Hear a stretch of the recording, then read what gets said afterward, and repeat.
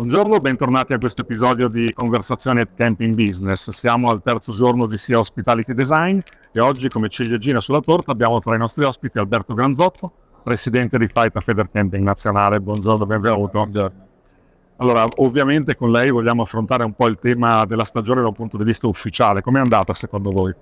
Comunicato stampa che abbiamo pubblicato il primo giorno di fiera ha testimoniato come anche il 2023 abbia confermato il trend positivo del turismo all'aria aperta. È stata una stagione molto impegnativa che ha avuto un segno complessivamente positivo, anche se ci sono dei segnali diversi in relazione alle varie aree territoriali e ai vari mercati di riferimento. Quindi abbiamo avuto i numeri in assoluto migliori nelle aree del nord-est, che ha beneficiato dell'importante ritorno dei clienti stranieri a livelli anche superiori a quelli del 2019. Si è confermato molto bene anche tutta la zona nel nord-ovest, con anche lì una forte componente del turismo italiano. Qualche segnale in chiaroscuro, macchie di leopardo, come abbiamo scritto, l'abbiamo avuto nelle aree del centro-sud in relazione molto probabilmente alle difficoltà economiche che l'inflazione ha portato nel budget di molte famiglie. Però comunque un dato complessivamente positivo,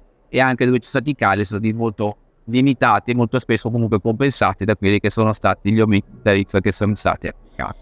I trend vedono una sostanziale tenuta del mercato mare e lago, che sono le due componenti principali del turismo all'aria aperta, e soprattutto abbiamo notato un'importante crescita del settore del turismo in montagna. Quindi i campeggi della montagna sono quelli che hanno denotato il tasso di crescita maggiore in termini relativi, in termini assoluti in relazione al comparto, e soprattutto abbiamo visto uno sviluppo del turismo in campeggio rurale e tutto quanto il mondo di parchi e avventura. Quindi a dimostrazione che il nostro è un settore che, se ci sono delle buone idee, delle buone intuizioni, ha del potenziale di sviluppo anche negli ambiti diversi dei soliti noti, e questo ci rende molto felici, perché dimostra la vivacità testimoniata anche dall'incremento delle immatricolazioni che continua sia a livello europeo che a livello nazionale, dall'interesse e dallo sviluppo dell'attenzione su quello che è il concetto di glamping, che per noi è un ottimo modo per affermare la evoluzione qualitativa del nostro prodotto all'interno di tutte le strutture, per offrire anche un'opzione di vacanza a persone che mai si sono avvicinate prima al mondo del turismo all'aria aperta, pensandolo un po' spartano. In realtà il processo di evoluzione si sta sviluppando molto bene, e noi ci auguriamo che tutti i nostri colleghi lo sappiano cogliere e sviluppare nel nuovo anno. Questa introduzione mi fa venire in mente, mi fa sottolineare il fatto che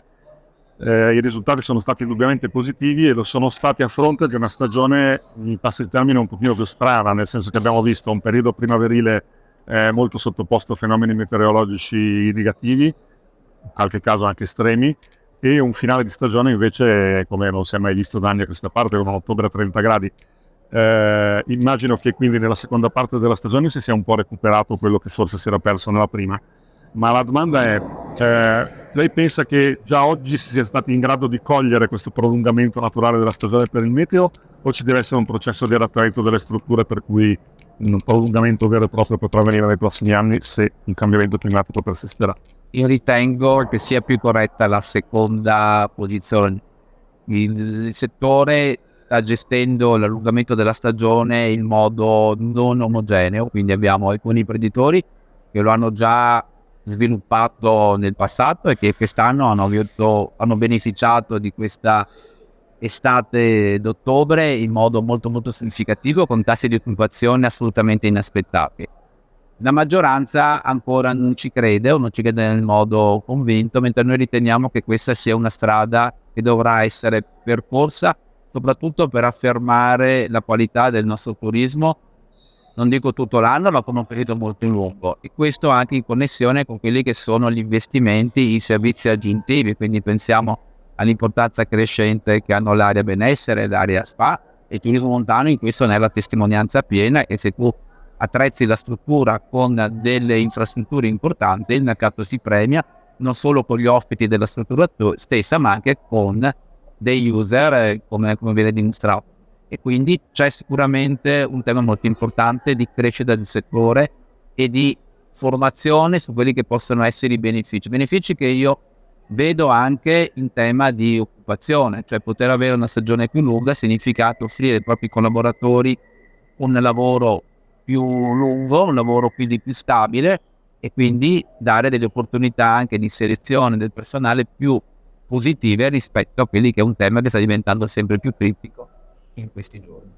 Ecco, questo tema della selezione del personale invece è un tema critico un po' a tutti i livelli, anche europeo. Quanto è difficile per voi oggi reclutare e formare personale specializzato dato le vostre strutture? Il tema del personale è un tema che sta studiato a livello europeo, partecipando anche alle riunioni dell'Assemblea europea dell'EFOPO. Abbiamo notato che siamo, ahimè, in buona compagnia, quindi il tema è tutta Europa ed è sicuramente legato un po' al trend demografico e un po' a quelle che sono le diverse aspirazioni dei ragazzi e un po' anche la nostra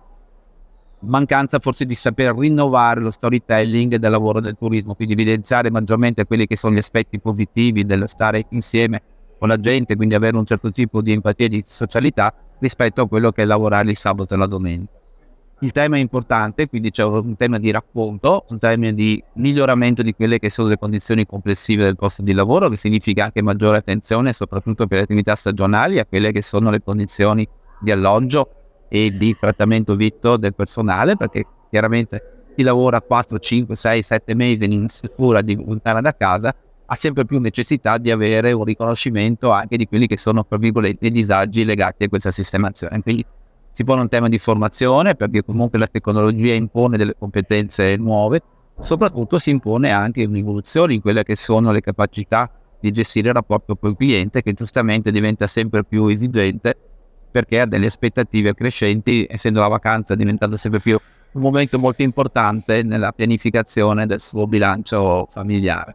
Colgo due spunti da quest'ultima risposta. La prima è il fatto che il cliente è sempre più esigente, quindi questo è un trend assolutamente emergente rispetto agli anni passati. Che cosa chiede oggi il cliente rispetto a ieri? Il cliente chiede essenzialmente nuovi servizi, quindi chiede di poter trascorrere una vacanza da cui porta a casa un'esperienza, cioè di poter vivere un'esperienza il più possibile completa, un'esperienza che vede una forte connessione con il territorio, con l'enogastronomia, e quindi questo noi dobbiamo essere bravi a creare rete, a creare sistema per far sì che la vacanza diventi un momento indimenticabile. Sempre più la vacanza diventa anche un momento di espressione della propria gioia e felicità dopo un periodo di lavoro stressante, e quindi è importante che tutto funzioni bene, quindi si richiede attenzione a tutti i dettagli, si richiede anche un miglioramento in quelle che sono tutte le infrastrutture, quindi a partire dall'alloggio, quindi ai servizi comuni. Facciamo riferimento ai clienti che arrivano con il loro camper, quindi abbiamo bisogno di avere una piazzola con tutto che funzioni, dal wifi agli scarichi, ai bagni comuni, e agli nuovi invece per i clienti che ci scoprono nella versione, diciamo così, più alberghiera, quindi della sistemazione nelle mobile home piuttosto che in unità fisse, di avere un prodotto sempre più innovato, migliorato, con degli standard qualitativi di design all'altezza di quelle che sono le nuove aspettative di chi vuole vivere una vacanza a tutto al senso del glamping. Questo senso però ci sta giusta, quindi di una positività e di una qualità crescente. Avere l'occasione di parlare con lei è sempre fonte di grandissimi spunti. Tengo da parte il secondo di prima e mi aggancio invece all'ultima risposta, perché abbiamo notato in questi giorni, proprio qui in fiera, parlando con le persone che frequentano lo stand, che c'è una fortissima volontà di inserirsi, di entrare in questo settore, perché si sente parlare del glamping, degli alloggi inusuali, eccetera. E abbiamo avuto tantissime persone che venivano a chiedere informazioni su come si fa ad aprire un'attività di questo genere, come si fa a investire in questo settore. Un po' di prudenza, ma qual è il messaggio che la federazione manda a chi desidera investire? Allora, sicuramente il settore è in crescita, i numeri lo dimostrano, quindi il trend è positivo. Non è un settore facile, perché comunque la normativa è tutto tranne che semplice. Quindi noi siamo molto felici se abbiamo le nuove aperture, e chiaramente invitiamo a rivolgersi alle varie associazioni territoriali che sono distribuite su tutte le regioni per avere delle informazioni in merito a quelli che sono innanzitutto gli adempimenti normativi, perché chi si accede a fare questo passo è giusto che conosca esattamente quelli che sono gli aspetti normativi per poter fare le aperture in un modo corretto, e noi sappiamo dargli tutta una serie di indicazioni. Sappiamo anche che il mercato, se interpretato in modo nuovo, può avere delle prospettive molto molto interessanti, perché il cliente, stiamo notando, ha voglia di vivere nuove esperienze, quindi questo bisogno di natura, di sostenibilità, di accessibilità. Forse il turismo all'aria aperta lo sta interpretando negli ultimi tempi meglio di altri settori, quindi noi siamo ben felici che ci sia un'apertura a nuove esperienze, perché io sono convinto che la crescita del settore dipende molto anche dalla capacità degli imprenditori di confrontarsi e di crescere fra loro. Io provengo da un territorio come quello di Cavallino, dove tutto si può dire tranne che manchino campeggi, ma ciò nonostante la località, la destinazione cresce proprio perché c'è un percorso virtuoso. A me piace usare l'analogia con un distretto industriale, dove vediamo che il contesto permette di favorire una crescita perché la qualità viene a generare un effetto imitativo positivo, e quindi se sai lavorare bene poi clienti arrivano. E non per niente, proprio in virtù di questa forte connessione tra gli operatori e il territorio, Cavaglieno è diventata in modo indiscutibile la capitale europea dell'open air. Quindi io mi auguro che ne possano nascere altre destinazioni che sappiano fare tesoro in virtù di questo esempio, magari migliorandolo e portando su ulteriori stimoli di crescita, perché il settore ha bisogno di innovare e di crescere, perché comunque a livello europeo stiamo notando una qualità crescente da parte di tutti i nostri competitor, quindi non solo la Croazia, che in questo momento è la destinazione con la qualità media più alta in Europa, ma abbiamo visto importanti momenti anche in Francia, in Spagna, in Olanda, in Germania. Quindi stiamo notando che il turismo all'aria aperta in tutta Europa sta diventando un fenomeno sempre più significativo. Si stanno avvicinando clienti nuovi con bisogni, esigenze nuove, e chi di noi saprà meglio accontentarli, meglio superare le loro aspettative, avrà sicuramente dei risultati molto ragguardevoli sulle stazioni. Chiaro, ignoro il migliore di spunti che arrivano dall'ultima risposta, se no andiamo avanti per una giornata intera. Ritorno invece al secondo spunto di un paio di domande fa, quando lei ha accennato al tema della tecnologia. Quello che si nota da fuori, non essendo ovviamente associati alla federazione, alla Federcamping, Federcamping,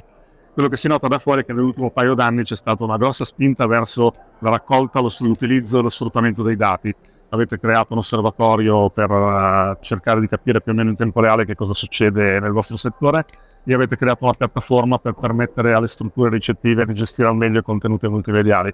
Che cosa ci racconta su questo fronte tecnologico? Allora, appena mi sono diventato presidente, il primo problema che mi sono posto è quello di come garantire una maggiore visibilità del settore e come quasi indicare come trend di sviluppo e di crescita. Quindi questo ci ha portato ad attivare tutta una serie di consulenze e di attività, e riprendendo e sviluppando temi già sviluppati in precedenza con la Bocconi. Il primo elemento che abbiamo notato era la mancanza di una fotografia esatta della situazione del turismo open air in Italia, e quindi abbiamo sviluppato un primo osservatorio partendo da quello che è il censimento delle strutture ricettive. Quindi abbiamo mappato, in collaborazione con la Trends, oltre 2000 strutture ricettive italiane, delle 2600 censite dall'Istat, le principali, con circa 75 indicatori, numero che è in crescita perché ogni anno aggiungiamo qualche spunto. Questo ci ha permesso di proporre una fotografia ai nostri associati e alle istituzioni di che cosa rappresenta il nostro settore. Il nostro settore è comunque la seconda forma di ospitalità in Italia dopo il turismo alberghiero, e in molte destinazioni di mare e lago è la prima destinazione in assoluto crescente. Questo è un dato poco valorizzato, poco conosciuto, anche perché per nostra capacità la maggioranza delle nostre presenze sono straniere e quindi non è percepito a livello nazionale nel modo che si merita. Questo osservatorio ha proprio questa funzione, innanzitutto di farci conoscere per quelli che siamo. Dall'altra parte ci ha permesso anche di evidenziare tutta una serie di informazioni che sono in fase di sviluppo, quindi analizzare dei cluster per località, per destinazione, per tipologia di servizi. Quindi 75 indicatori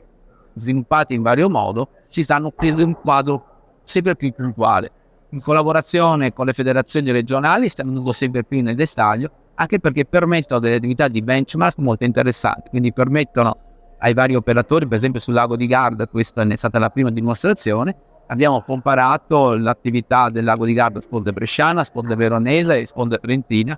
valorizzando i punti di differenza e i punti di forza delle destinazioni, e questo ha permesso ai nostri colleghi di fare delle riflessioni molto importanti in termini di crescita, promozione congiunta, come dimostrano anche le varie associazioni che hanno creato, che vanno al di là della singola destinazione per poi andare a basta, ed è questo proprio l'obiettivo che noi ci poniamo: fornire dati e sviluppare un momento di riflessione, di confronto, di dialettica perché come dicevo prima nel tema della distinzione cavallina, è proprio quanto più ci si confronta assieme che nascono nuove idee, nuove proposte e si riesce a offrire un obiettivo di qualità migliore per il cliente, che poi è il nostro obiettivo finale su cui tutti noi siamo concentrati.